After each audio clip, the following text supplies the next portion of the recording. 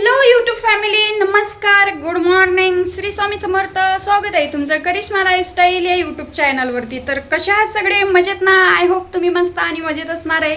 तर मस्त राहा, स्वस्त राहा आणि माझे व्हिडिओ बघत राहा. आणि फ्रेंड्स, आयुष्य हे एकदाच आहे, म्हणून मन मारून नाही तर मन भरून जगा. तर चला मग आजच्या व्हिडिओला सुरुवात करूया. त्या अगोदर तुम्ही चॅनलवर नवीन असाल तर चॅनलला आता सबस्क्राईब करून घ्या, सोबतच बेल आयकॉन सुद्धा प्रेस करा, जेणेकरून माझा येणारा प्रत्येक व्हिडिओ हा सर्वात अगोदर तुम्हाला दिसत जाईल. तर खूप दिवसानंतर मी ब्लॉग शूट करत आहे आणि ते पण एवढ्या हॅप्पी होऊन छान वाटत आहे, बरं वाटत आहे. आता खूप छान वाटत आहे. हे असं म्हणले की मग परत दुसऱ्या दिवशी आजारी पडते, पण तरी पण ठीक आहे. आज बरं वाटतंय ना, तर आजचा आनंद आज घ्यायचा, कल का कल देखा जाएगा, नाही का? तर उठली, चहा पाणी झालेला आहे, मिस्टर गेलेत कामावर, मयन गेला शाळेत, मी उठली, माझा आवरलं, आंघोळ वगैरे केली. आता हा सगळा पसारा लावायचा आहे. बघा, तुम्ही शॉर्ट व्हिडिओमध्ये बघितलंच असणार. होईल तेवढं माझे रोजचे शॉर्ट व्हिडिओ असतात ज्याच्यामध्ये मी दिवसभराचं डेली रुटीन दाखवते. एरोप्लेन आला बाबा, एरोप्लेन, हे बघा.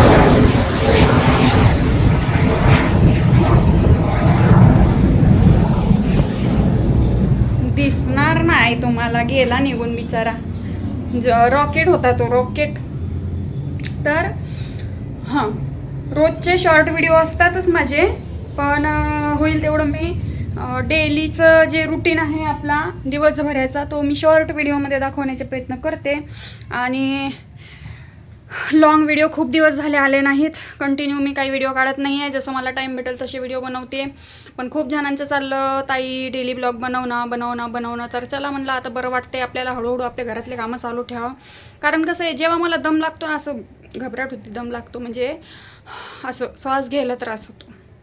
जरा उभं राहिलं की श्वास घ्यायला त्रास होतो, मग बसून घेते. त्यामुळे उठत बसत कामं आवरते. पण मी डेलीचे ब्लॉग शूट करत नाही ना, त्याच्यामुळे त्या ब्लॉगमध्ये तुम्हाला दिसत नाही. पण जे शॉर्ट ब्लॉग तुम्ही बघता ना, मिनी ब्लॉग, त्याच्यामध्ये तर तुम्हाला दिसतच असेल. आता भरपूर जणांची कंप्लेंट आहे, बाबा काम करत नाही करिश्मा, काही घरातलं काही कामच करत नाही. आता बाई, बोलायला गेलं तरी दम लागते बघा. मला आराम करायला सांगितलं तर काम कशी करणार सांगा? जेवढं होते तेवढंच करायचं. उगं एकाचे 2 कुटाने करून बसायचे, मग काय अर्थ आहे का त्याला? समजलं ना? हां, तसंच. तर आता काम करत नाही म्हणून हे एवढे कामं पडले आहेत बघा माझे. हे ढीगभर हा सगळा पसारा खिडकीतला, हे इकडचं, हे सगळा पसारा, आज पूर्ण घरभर पसारा आहे. म्हणून म्हणलं चला काम बी करावं आणि काम करून तुम्हाला दाखवा बी. तुम्हाला दाखवल्याशिवाय विश्वास बसत नाही ना मी काम करते. आता हा सगळा पसारा बघून घ्या व्हिडिओमध्ये, आणि जेव्हा मी हा सगळा पसारा आवरेन ना पूर्णपणे, तेव्हा तुम्ही सांगा मला काम करते का नाही. आणि हा बघा, हा एक पसारा इकडे, हा बघा, मिनी ब्लॉगमध्ये तुम्ही बघितले असणार. भांडे मी सगळे स्वच्छ सॉरी, मी नाही घासले, परत जे आहे ते सांगते. परत मग मला म्हणणार ही क्रेडिट घेते, बाईला बोलून भांडे घासून घेतले. भांडे मी नाही घासले, बाईनेच घासले, पण बिचारीला सगळे खाली करून द्यावं लागले भांडे. तिला सगळे भांडे काढून द्यावं लागले. हा किचन ओट्यावरचा राळा मीच पसरवलेला आहे. त्यानंतर बाईने सगळे भांडे घासले, इथं वाळत टाकले आणि गेली बाई पैसे घेऊन. तर मला सांगा, एवढे भांडे घासायचे मी 500 रुपये दिले, परवडले का? बरं, विषय काय झाला होता, ती बाई आली बिचारी, फोन केल्यावर लगेच आली. ती मला म्हणली मला 600 रुपये द्या, मी तुमचे सगळे भांडे घासते बी, काढते बी, लावते बी आणि सगळं करते म्हणली. मग म्हणलं तुम्ही म्हणाल तेवढे पैसे देते, पण मी सांगाल तेवढं काम करा, म्हणजे सगळं करून द्या म्हणलं. इवन तुम्ही घासून वाळत टाकून ते परत पुसून परत लावून द्या म्हणलं. मग ते काढायचे कामं तुम्हीच करा म्हणलं, मी फक्त सांगेन कुठं काय करायचं आहे. पण ते तिच्याकडून पॉसिबल झालं नाही. एवढे घासली, एवढ्यातच दमली बाई. तर हे सगळे भांडे मी आधी घासलेले आहेत. जेव्हा आम्ही इथं राहायला आलो होतो ना, तेव्हा सगळे भांडे घासून काढले होते. तुम्हाला माहिती आहे, हे 2-3 दिवस राडा चालला होता सगळा. तर घासलेले आहेत मी सगळे भांडे. मग तिला कंटाळा आला, बिचारी दुसऱ्या ठिकाणी पण काम करते, त्यामुळे म्हणलं राहू दे. मग दिले मी तिला तेवढे पैसे. तर परवडलं का मला सांगा नक्की? जाऊ द्या, बिचारी काम करते, एका शब्दावर आली, देऊन टाकले. त्यानंतर तुम्हाला सांगते, खूप जण म्हणत होते की ब्लॉग शूट करत नाही, म्हणून हा एक छोटासा ब्लॉग शूट करते. पण या ब्लॉगमध्ये मी अजून एक व्हिडिओ ॲड करणार आहे. लग्नानंतर ते काय म्हणतात त्याला, कोणती पूजा, सत्यनारायणची पूजा असते बघा. तर सत्यनारायणच्या पूजाचा एक छोटासा व्हिडिओ आहे माझ्याकडे, तो व्हिडिओ मी प्ले करणार आहे. तुमच्या सगळ्यांचं चाललेलं होतं ना लग्नानंतरचे व्हिडिओ टाक वगैरे, तर जास्त व्हिडिओ काही शूट करून ठेवले नाही. जेवढे शूट करून ठेवले मी तेवढं टाकण्याचा प्रयत्न करते. त्यानंतर शॉर्ट व्हिडिओमध्ये बरंच काही तुम्ही म्हणजे त्यानंतर शॉर्ट व्हिडिओमध्ये सगळं काही कवर करण्याचे प्रयत्न केले. ते शॉर्ट व्हिडिओ बघितले, पण लॉंग व्हिडिओ आहेत काही थोडेसे 2-2 1-1 2-2 मिनटाचे. तर ते काहीतरी रसम वगैरे असतात ते, त्यानंतर ते सत्यनारायणची पूजा, तर असे व्हिडिओ आहेत. तर ते व्हिडिओ मी पुढे प्ले करणारच आहे. तोपर्यंत घरातलं आवरून घेते, मग व्हिडिओ एडिट करते. मग घरातलं आवरल्यानंतर तुम्हाला दाखवते काय काय आवरलं काय काय नाही. म्हणजे निदान तुम्ही म्हणणार तरी नाही करिश्मा काहीच काम करत नाही, आहे ना. तर चला, भरपूर दिवस झाले होते ब्लॉग शूट नाही केला. आज म्हटलं थोडंसं बरं पण वाटते, 5 मिनटं बोलून आपलं ते व्हिडिओ प्ले करून द्यावं पुढचा. त्यानंतर मग घरातलं दाखवते तुम्हाला. तर हा व्हिडिओ तुम्हाला आज बघायला भेटेल का नाही माहीत नाही, पण शक्यतो मी आजच टाकण्याचा प्रयत्न करील. भले हे काम होऊ नको होऊ, हे काम झालेलं मी तुम्हाला दुसऱ्या व्हिडिओमध्ये दाखवेल, पण हे तर करायचंच आहे. शेवटी आता बाई तर गेली भांडे घासून इथं उलटे पालटे मारून, पण लावायचे तर मलाच आहेत. सगळं तर मलाच आवरायचं आहे. मिस्टर तर त्यांच्या कामावर चालले जातात. मयंक येतो शाळेतून, परत ट्युशनला जातो. मला हेल्प कोणाचीच नाही. आता करील उठत बसत जसं होईल तसं, नाही का. शेवटी आपल्याच घरातले कामं आपल्यालाच करायचे. ते आज होऊ उद्या होऊ, कोणाच्या म्हणल्याने काय होते, नाही का. बरोबर. तर चला, करा कंटिन्यू तुम्ही. मी तुम्हाला इथून पुढं सत्यनारायण पूजेचा व्हिडिओ दाखवते. आणि परत ते रसम वगैरे झाले छोटे छोटे ते. आणि आम्ही सगळे देवाच्या पाया वगैरे पडायला गेलो होतो. त्यांचं म्हणजे असतं ना, प्रत्येकाचं आपलं आपलं देव असतं, काय म्हणते त्याला, कुलदैवत म्हणतात. तर तिकडे पाया वगैरे पडायला गेलतो, दर्शनाला गेलतो. ते सगळे व्हिडिओ आहेत, तर ते व्हिडिओ प्ले करणार आहे पुढे. तुम्ही व्हिडिओ कंटिन्यू करा. चॅनलवर नवीन असाल तर सबस्क्राईब करून घ्या. तर चला मग. दुसऱ्या बायकांचे नवरे घरात काम का नाही केलं बायकोने म्हणून बायकोला मारतात, बोलतात, ओरडतात. पण माझा नवरा तसा नाही. माझा नवरा मी घरात काम का केलं म्हणून माझ्याशी भांडणं करतात, की तुला सांगितलंय ना काम नाही करायचं, आराम करायला जीवावर येतं का. तर हा फरक आहे दुसऱ्यांच्या नवऱ्यात आणि माझ्या नवऱ्यात. म्हणून मी नेहमीच माझ्या नवऱ्याचे गुण गात असते. आता तशा पद्धतीचे कमेंट आले म्हणून सांगते बरं का तुम्हाला. काय माझा नवरा करत राहते. अरे बाबांनो, मला पण अनुभव आहे, मी पण दिवस काढले, तुम्हाला काय सांगायचं. त्यामुळे म्हणते माझ्या नवऱ्याचे गुण गावते ना, कौतुक करते ना, त्यामागं काहीतरी कारण आहे. कारण मी पण फेस केलेल्या आहेत बऱ्याच गोष्टी. तर जाऊ द्या, हे गोष्टी तुम्हाला किती समजून सांगितल्या तरी तुमच्या उलट्या घड्यावर पाणीच. तर मी इथून पुढं जो सत्यनारायण पूजेचा व्हिडिओ असतो तो प्ले करणार आहे. हा सगळा व्हिडिओ तुम्ही बघितलाच असणार शॉर्ट व्हिडिओमध्ये. यांच्या काही म्हणजे रसम होत्या, त्या सुपारी हातातून सोडवायची, त्यानंतर ते बावलं खेळवायचं, गोपाळ गोपाळ म्हणत होते. आणि हे सगळं मी पहिल्यांदाच बघत होती, त्यामुळे मला काही याच्यातलं जास्त माहीत नाही. तुम्हाला माहीत असेलच. त्यानंतर हे अंगावर पाणी वगैरे ओतणं, म्हणजे याच्यामध्ये अंगठी वगैरे, ते सगळं व्हिडिओ तुम्ही शॉर्ट व्हिडिओमध्ये बघितलेच होते. तर लॉंग व्हिडिओमध्ये हे थोडेच व्हिडिओ आहेत, तेच मी प्ले करत आहे. खूप जणांचं म्हणणं होतं लग्नानंतरचे व्हिडिओ असतील तर टाक, मग हा व्हिडिओ मी टाकत आहे. तर लग्न झाल्यानंतर जेव्हा आम्ही तिकडे गेलो तर सकाळी आम्हाला पोहोचायला 4 वाजले होते. आणि काहीतरी आम्ही 2 तास आराम केला असं. मग लगेच हे यांचं सकाळी उठा आणि मग हे रसम ते रसम चालू झालं. त्यानंतर मग दिवसभर तयाऱ्या, मग मंडप टाकणं बरेच. हा बघ, इकडे तोंड कर, अशी माझ्याकडे बस, अशी तोंड कर माझ्याकडे बस. हां लाव आता. मी लावलं ना, तू लाव ना, लाव, पावडर लावते. नंतर त्या रसम वगैरे झाल्या आणि मग आंघोळ करा, तयारी करा, देवाच्या पाया पडून यायच्या सगळ्या गावातल्या. आणि मग नंतर ते सत्यनारायणची पूजा. तर सगळी जिम्मेदारी यांच्यावरच होती. म्हणजे घरात ते मंडप टाकायचं, DJ लावायचं, गावचे लोक बोलवायचे, ह्या सगळ्या गोष्टी यांच्याकडेच होत्या. कारण आता सगळ्यांना गावाकडं कसं असतं, सगळ्यांना आपले आपले कामं असतात. आणि पूर्वतयारी नव्हती ना, नियोजन आधी काहीच नव्हतं. एकतर तुम्हाला माहिती, 3 दिवसामध्ये सगळं लग्नाचा कार्यक्रम ठरलं. 3 दिवसामध्ये शॉपिंग, 3 दिवसामध्ये माणूस काय काय करणार आहे ना, एकटा माणूस. तरी पण बऱ्यापैकी मग लक्ष्मण दादा, वहिनी, त्यांनी सगळ्यांनी शॉपिंग करायला आले, त्यामुळे हे सगळं इझी झालं खूप. तर खूप छान पद्धतीने लग्न तर पार पडला. कोणतरी बावळटबाई म्हणत होती म्हणे लग्नाला फक्त 35च लोक होते. तर बाबांनो, हे असलं फालतूपणा करून काय भेटतं काय माहिती. कारण आम्ही जेव्हा ते हॉल बुक केलं ना, तेव्हाच आम्ही 150 लोकांच्या जेवणाचं सांगलं होतं. नंतर लोक वाढले, तर मग नंतर एक्स्ट्रा पैसे द्यावं लागले. तर त्यांच्या कंपनीतलेच नाही म्हणले तरी 50 लोक कंपनीतलेच होते फक्त. विषय काय झाला, लग्नाचा 12 वाजताचा टायमिंग होता, पण त्या साड्या बिड्या घरी ठेवण्यात आल्या ना, जाणून बुजून लग्नामध्ये अडथळे घालण्यासाठी. त्यामुळं नंतर मग लग्न 4 वाजता लागला. तर त्या अगोदर तर किती जण येऊन जेवण करून गेले. मग काय करायचं, आता लग्नाला उशीर होणार होता. मग ज्यांना उशीर होत होता जायला, त्यांना मग जेवण करून पाठवलं. मग त्यानंतर अजून पाहुणे वाढले, तर मग त्यांना जेवणाचा खर्च अजून एक्स्ट्रा द्यावा लागला. तर अशा पद्धतीने किती का असो ना, गावाकडे पण भरपूर लोक होते. सगळं तर मला शूट करता नाही आलं. मग आम्ही सगळे देवदर्शन करून आलो, पण तेही व्हिडिओ शूट नाही केले. आम्ही गाडी करून गेलो होतो, सगळे देवदर्शन करून आलो. मग घरी आल्यानंतर परत थोडंसं आवरायचं होतं सत्यनारायणच्या पूजासाठी, त्यामुळे उगाच मग आमचा इकडं टाईमपास चालला होता. मस्त मंडप वगैरे टाकला, DJ आणला, गावाला जेवण सांगितलं, म्हणजे बऱ्यापैकी त्यांच्याकडून जेवढं पॉसिबल होतं सगळंच केलं त्यांनी. मग आम्ही इथं थोडीशी कॉमेडी करत होतो. चला, एक महत्त्वाच्या मुद्द्यावर बोलायचं आहे मला पुढे. तुमच्या सगळ्यांचा एक प्रश्न होता खूप की करिश्मा लग्न झाल्यानंतर मयंकला तुझ्यासोबत सासरी का नाही घेऊन गेली.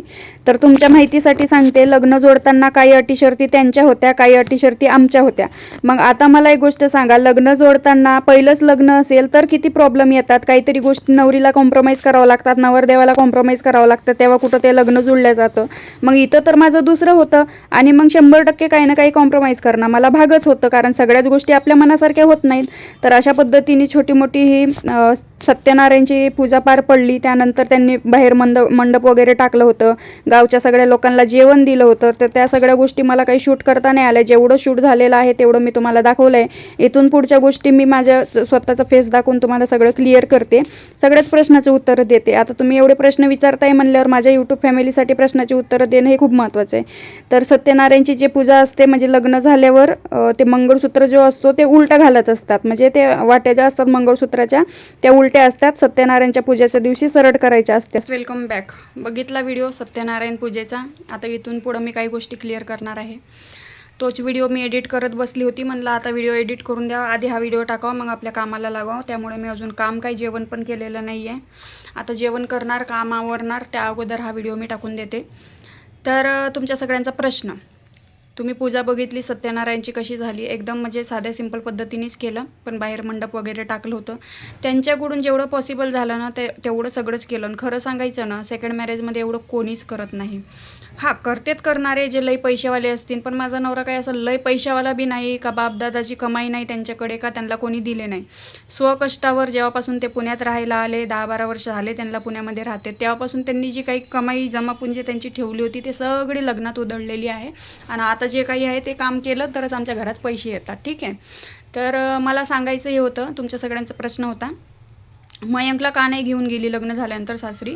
तर जेव्हा आम्ही लग्न जोडायला गेलो होतो तेव्हा तुम्हाला माहिती आहे, आदितीताई, लक्ष्मणदादा, वहिनी सगळेच होते.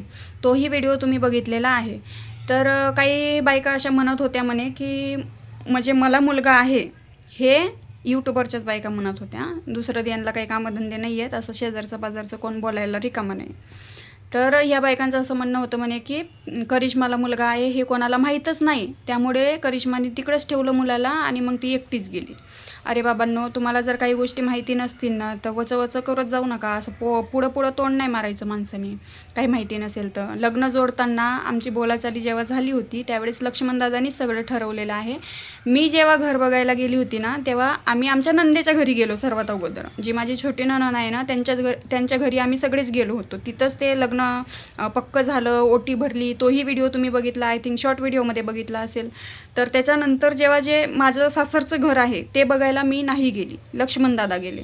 तरी लक्ष्मणदादा म्हणले राहायचं तर तुला पुण्यात आहे आणि घराचं काय आज नाही उद्या होईल, त्यामुळं तू या घराचा विचार नको करू, घर जसं आहे तसं, पण मुलगा चांगला आहे, त्याचा स्वभाव चांगला आहे, इकडं तिकडं चौकशी केली, त्याला कसलंही व्यसन नाही.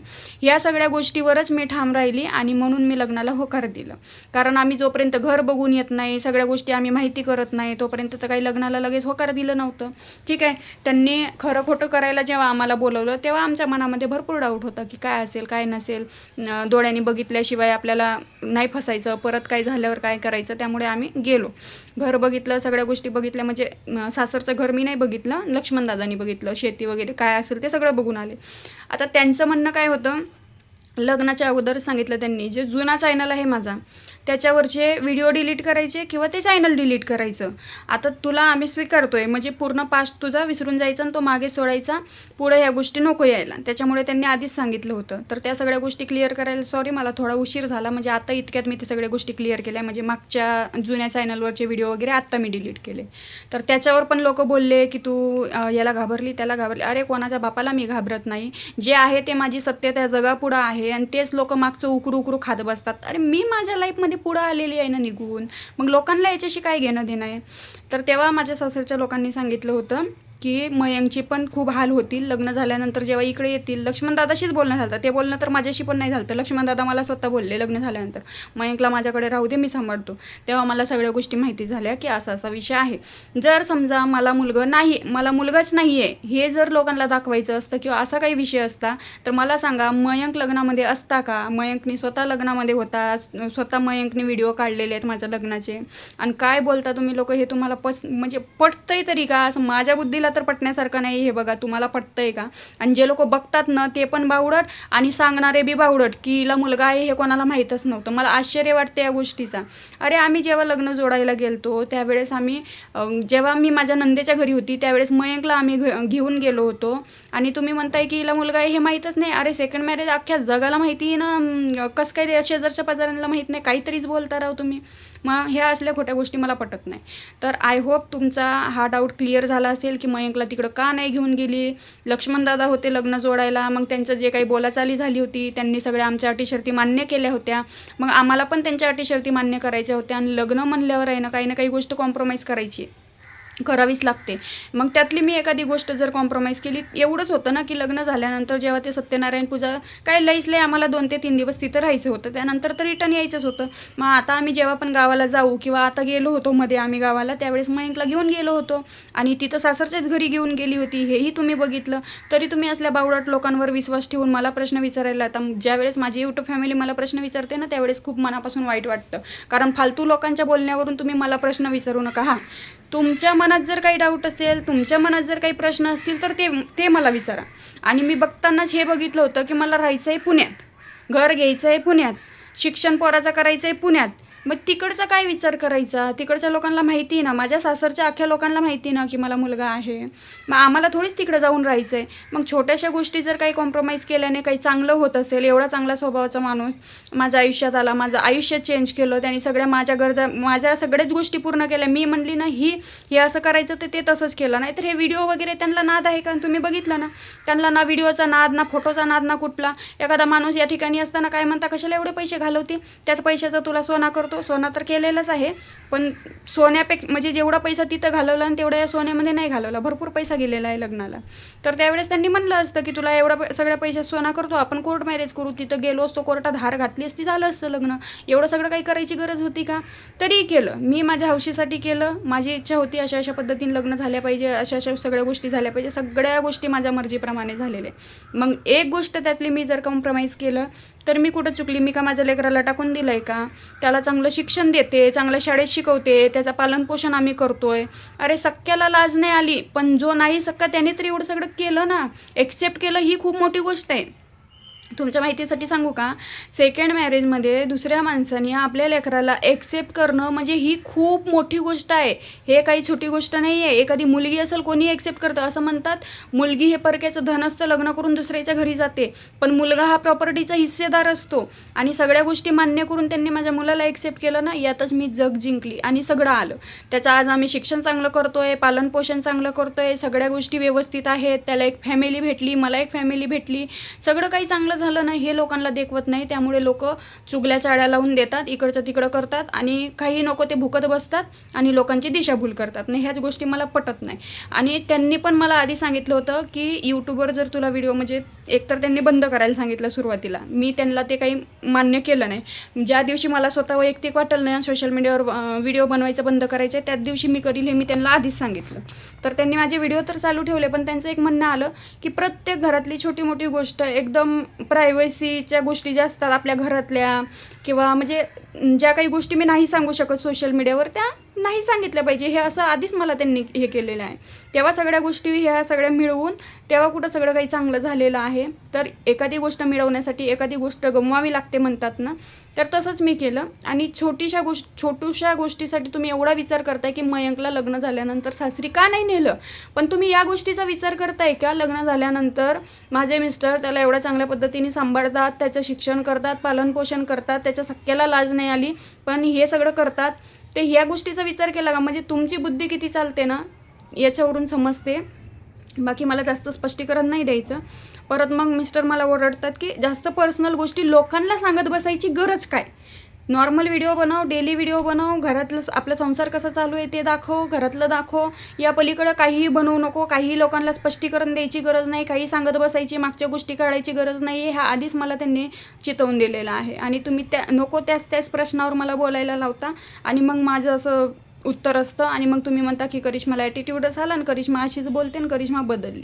हां, बदलली, लग्न झाल्यापासून माझी लाईफ चेंज झाली, पण याचा अर्थ हे नाही की म्हणजे तुम्ही प्रश्न विचारता म्हणून मला तशी उत्तरं द्यावं लागतात. बदलली म्हणजे हे नाही की मला कशाचा गर्व आला किंवा काय. माझी बोलण्याची ही जे काही टोनिंग आहे, जी पद्धत आहे ना, ती आधीपासूनच सेम आहे. मी आधीपासूनच अशी बोलते. मी कधीही असं सिंपत्ती मिळवण्याचा प्रयत्न मी कधीही सोशल मीडियावर केलेला नाही. माझं जे आहे ते रिॲलिटी सांगितली, ते लोकांना आवडली, लोकांनी मला सपोर्ट केला, बस. या पलीकडं मला माहीत नाही. मी असं सिंपत्ती गेन करण्यासाठी जर मला असं करायचं असतं ना, तर बापरे, मी किती म्हणजे कसे मी व्हिडिओ काढू शकत होती सिंपत्तीसाठी. पण असं मी काहीही केलेलं नाही आहे. तरी जे लोक माझा खरा स्वभाव जे ओळखतात ना, ते लोक बरोबर सपोर्ट करतात मला. तर एवढीशीच गोष्ट हीच क्लिअर करायची होती मला. मयंकला न नेण्याचं कारण एवढंच होतं की त्यांची आधीच बोलाचाली झाली होती. काही गोष्टी मी कॉम्प्रोमाइज केल्या, काही गोष्टी त्यांनी कॉम्प्रोमाइज केल्या. तेव्हा कुठे हे सेकंड मॅरेज सक्सेसफुल झालेलं आहे आणि आज आम्ही सुखाचा संसार करतो आहे.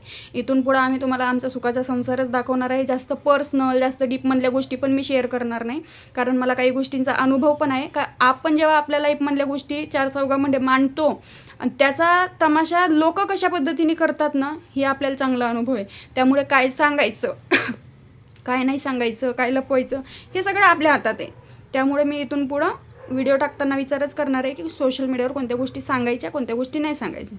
पण दुसऱ्याचं ऐकून येऊन इकडे मला कमेंट करून या प्रश्नाचं उत्तर देन, त्या प्रश्नाचं उत्तर दे, असं करू नका प्लीज. उत्तरं द्यायला मी सगळ्या प्रश्नांची उत्तरं देऊ शकते, पण मला इंटरेस्ट नाही आहे कोणासोबत भांडणं करण्यात आणि मला इंटरेस्ट नाही आहे सगळ्या गोष्टी वाढवण्यात. कारण मी उत्तर दिलं ना, सगळं वाढतच जातं, थांबत काहीच नाही. त्यामुळे मला इंटरेस्ट नाही आहे. मला इंटरेस्ट आहे माझ्या संसारात, माझा नवरा, लेकरं, घर, संसार, बस. काही घेणं देणं नाही. सोशल मीडियावर व्हिडिओ मी माझ्या आनंदासाठी टाकते, ना की पैसे कमवण्यासाठी किंवा व्ह्यू मिळवण्यासाठी. तसा विषय असता तर मग मी काही करून रोज एक व्हिडिओ टाकलाच असता, पण तसंही मी करत नाही आहे. होईल तेवढं हळूहळू मी सोशल मीडियापासून दूर जाण्याचं, हे सोशल मीडिया सोडायचे मी प्रयत्न करत आहे. त्यामुळे एक दिवस मी गॅप मारत आहे, ठीक आहे.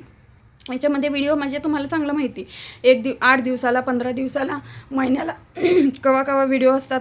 बस एवढंच सांगायचं आहे मला. जास्त डीपमध्ये मी तुमच्यासोबत काही गोष्टी आता शेअर पण करू शकत नाही. माझंही घर संसार आहे, फॅमिली आहे. या लोकांना काय आहे, काम न धंदा, हरिगोविंदा, उठलं सुटलं की व्हिडिओ टाक, आणि म्हणणारे बोलणारे असले ना, तेव्हा आपण काहीच करू शकत नाही. जेव्हा माझ्या पाठीमागं बोलणारं कोण नव्हतं, तेव्हा मी भरपूर व्हिडिओ काढले, माझ्याबद्दल सगळं सांगून बसली, त्याचं भोगून बी बसली. आता ते लोक खात बसले. मी तर आयुष्यात गेली निघून पुढं, पण जे लोक नाही, ते जे ओळखीचे नाही, पाडकीचे नाही, ते खात बसले आता माझ्या जीवावर. समजलं ना तुम्हाला? तर एवढं सांगायचं होतं. चला, व्हिडिओ कसा वाटला मला नक्कीच सांगा. आवडला असेल तर लाईक, कमेंट, शेअर, सबस्क्राईब करा. अजून काही प्रश्न असतील तर विचारा, पण मला जर योग्य वाटेल की तुमचा हा प्रश्न महत्त्वाचा आहे आणि याचं उत्तर मला द्यायला पाहिजे, त्याच प्रश्नाचं मी उत्तर देईल. नाही तर डायरेक्ट ब्लॉकचं ऑप्शन आहे माझ्याकडे, कमेंट डिलीट करणार काही गरज नाही. आपल्या हसत्या खेळत्या संसारामध्ये नेगेटिव्हिटी नको आहे मला, ठीक आहे. तर चला, व्हिडिओ आवडल्यास लाईक, कमेंट, शेअर, सबस्क्राईब करा. भेटू आपण नेक्स्ट व्हिडिओमध्ये. नेक्स्ट व्हिडिओ कधी येणार माहीत नाही, पण मला असं वाटतं अजून मला आरोप लावले होते, लग्नानंतर काम नाही केलं, ती तू उभी राहिली, असं झालं. ते व्हिडिओ आहेत, तर तो व्हिडिओ बघू आता उद्या परवा, जेव्हा जसं टाईम भेटेल किंवा मला जेव्हा वाटेल तेव्हा मी तो व्हिडिओ टाकेल. तर तुम्हाला आवडला असेल व्हिडिओ तर लाईक करा. भेटू आपण लवकरच नेक्स्ट व्हिडिओमध्ये. तोपर्यंत बाय बाय.